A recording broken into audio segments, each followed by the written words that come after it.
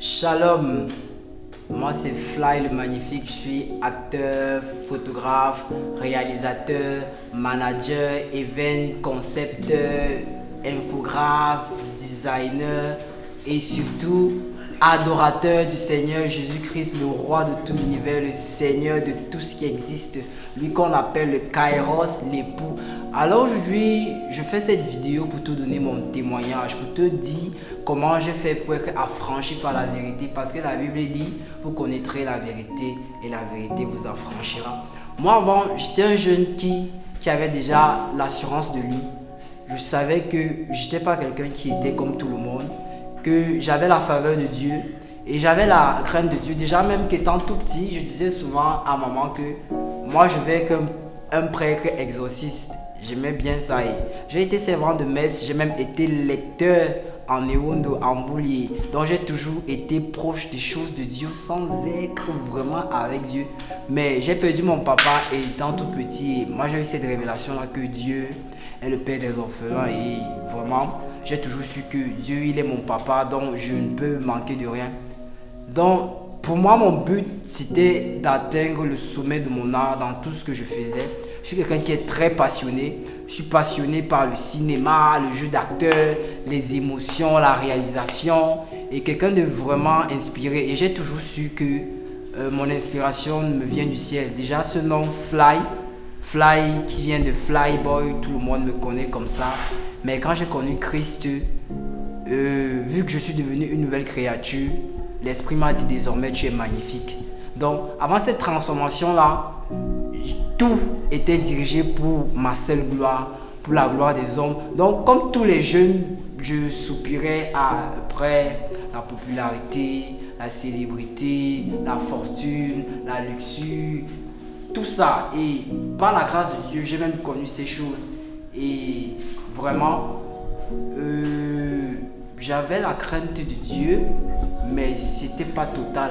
Jusqu'à vraiment, quand certains de mes projets ont commencé à échouer et j'ai commencé à me remettre en question, je me demandais avec tout ce talent, avec tout ce potentiel, avec toute cette énergie, avec tout ce travail, s'il y a quelqu'un qui devrait réussir, c'était d'abord moi, mais ça ne donnait pas. Genre, avec tout ce que j'ai vécu, je savais que je suis plus que ça. C'est déjà une victoire d'avoir vécu tout ça et d'être qui tu es.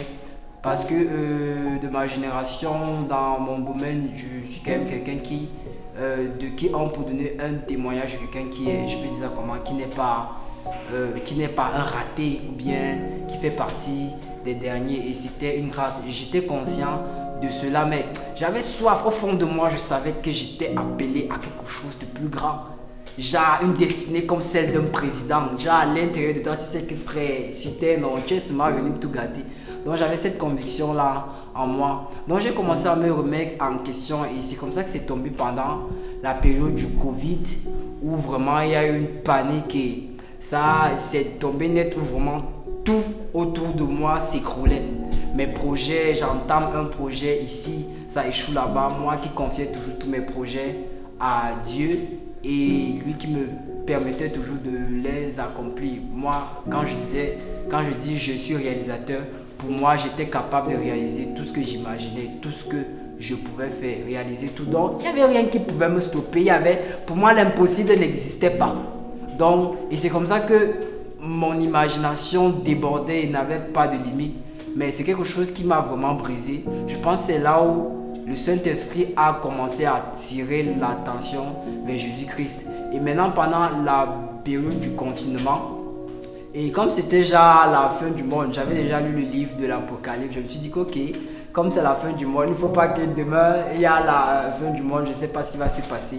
Mieux je relis le livre de l'Apocalypse et c'est comme ça que j'ai recommencé à me rapprocher de la parole de Dieu. Mais il y a une parole qui a déclenché quelque chose et qui a changé tout.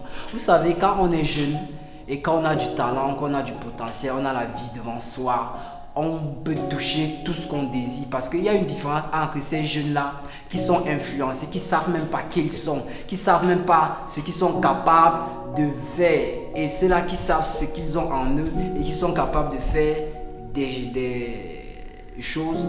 Il y a ceux-là qui vivent une certaine aisance et qui peuvent avoir ce qu'ils veulent. Vous voyez, on peut se laisser aller par les plaisirs et tout ce que la vie peut offrir, qui ne peut toujours pas être bien et contrôlé, que ce soit pour nous-mêmes, ou pour notre entourage, ou pour notre salut, ou pour notre âme, ou bien pour, je veux dire ça comment, pour notre personne. Donc, c'est comme ça que je ne vais pas dire que j'étais le pire des enfants, mais je sais que j'étais un cas.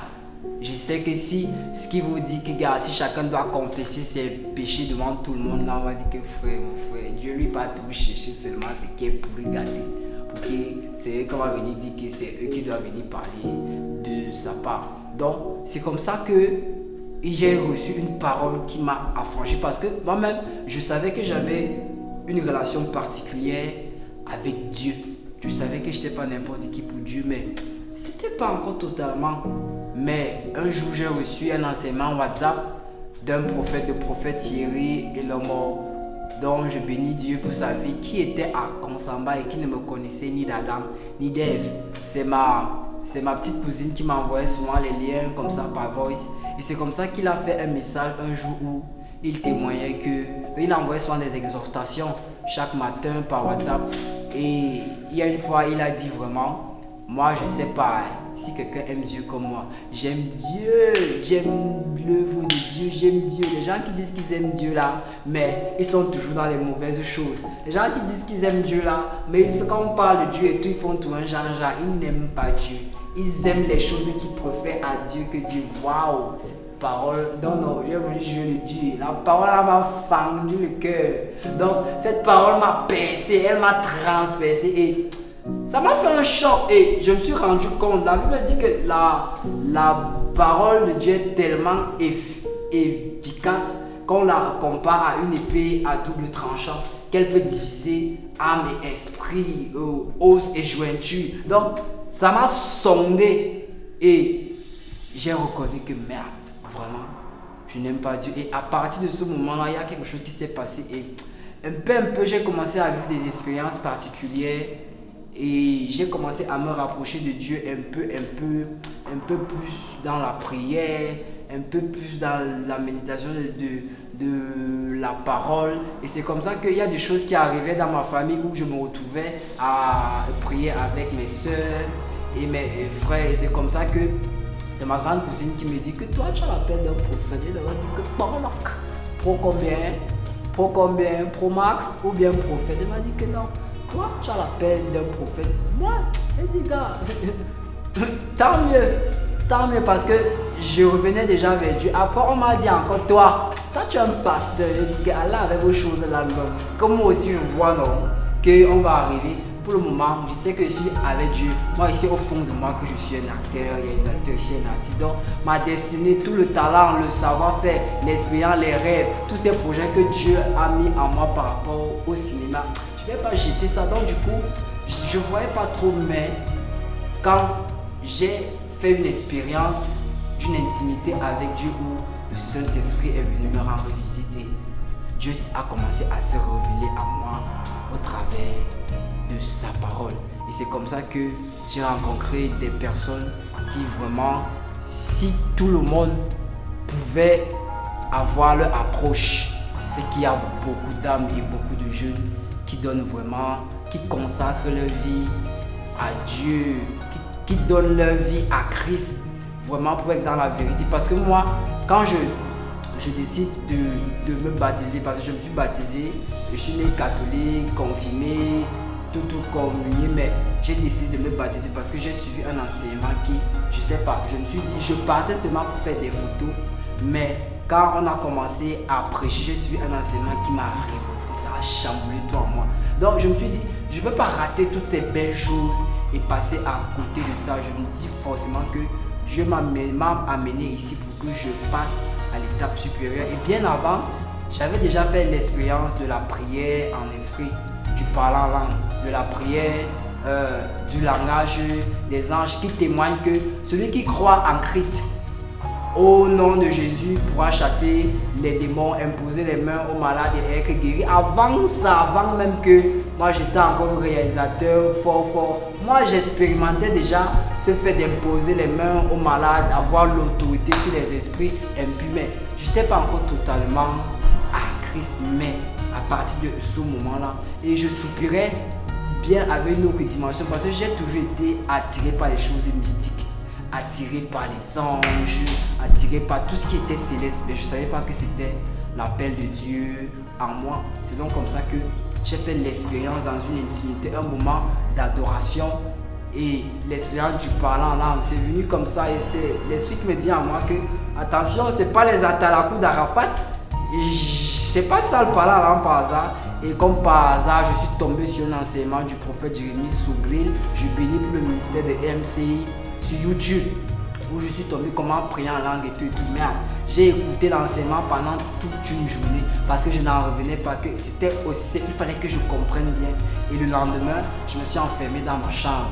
C'est comme ça que j'ai commencé à prier en langue et j'ai fait 30 minutes de prière en langue, près d'une heure de temps.